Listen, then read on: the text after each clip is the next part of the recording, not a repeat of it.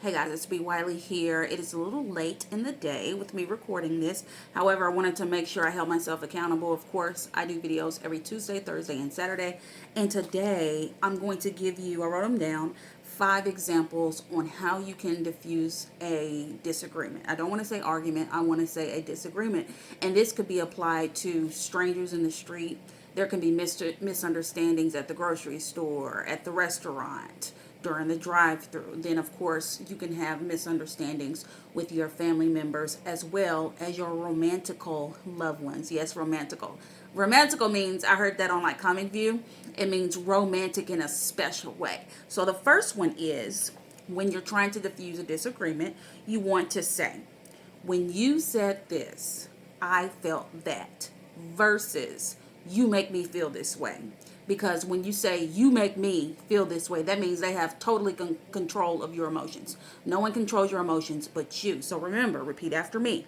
When you said this, I felt that.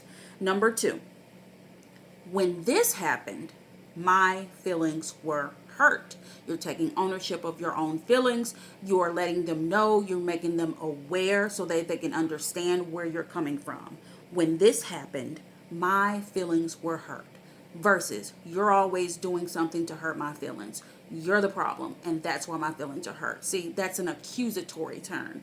You don't want to use that kind of tone. You want to take full ownership of how you feel and why you felt that way, and get them clear on how they made you feel.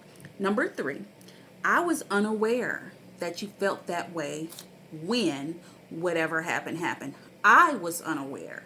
That lets them know, oh, they were unaware. They didn't know. Because sometimes we'll assume when we're going back and forth with someone, we'll just assume that they can read our mind, or we'll assume they'll know where we're coming from, or we'll just assume they've been in the same kind of predicament again when they haven't. Don't make assumptions. Always ask. Say it again. I was unaware that you felt that way when. I was unaware. I was not in the know. However, now that I do know, I will move accordingly. Number 4, and these are different ways on how to diffuse a disagreement. I was wrong when I assumed X, Y, and Z.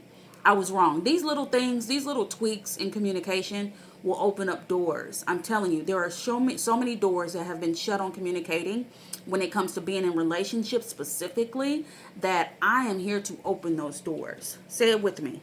I was wrong when I assumed. And if you're not mature enough to take ownership of when you were wrong, or how you were wrong, or what you were doing wrong, then you got some inner work to do. Because this is not about the ego, especially in romantic relationships, and you're having communication confusion. We want to let the ego go. We want to put our pride aside. And if you cannot be vulnerable with that person you're with, why are you with them? Number 5, this is the last one. I take full accountability for whatever it is you did. We all make mistakes. We all fall short. We all have shortcomings. No one is perfect. I'm not perfect. You're not perfect. Take accountability. When you own your stuff, no one can call you out on it. Excuse me. When you own your stuff, no one can have the right to call you out. And you won't feel embarrassed if someone calls you out, because you've already put yourself out there. So, how are you going to apply these tips when you're trying to diffuse a disagreement? What kind of communication tips do you need? I have the B. Wiley basics: clarity, understanding, and awareness. Those are just a few things that I discuss when I coach my clients. Clarity, understanding, awareness. Understand this. Get clear on what that person is saying to you. Why are they upset? Get clear on it. Then you want to get understanding. Let it soak in. Have empathy. Have sympathy too. But most of all, have empathy. Understand what they're going through, where they're coming from, what they're talking about. Try to look at it from the outside in. Awareness means your tone, your body language, and your delivery. I think awareness is the most important, because we could be saying one thing, but our face and our body language could be saying something else.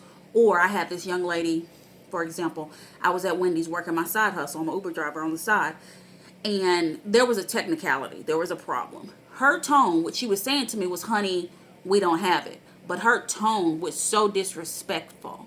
Even with using the word honey, it's disrespectful. So watch your tone. All right, guys, I'm B. Wiley. If ever you want me to talk more about communication, What are you struggling with? Let me know. This is what I do. I'm a communications consultant. Feel free to visit my website, coachbwiley.com, for more. And don't forget to subscribe. If you're watching this on YouTube right now, feel free to subscribe to my channel. I upload every Tuesday, Thursday, and Saturday. All right, guys, I'll talk to you later.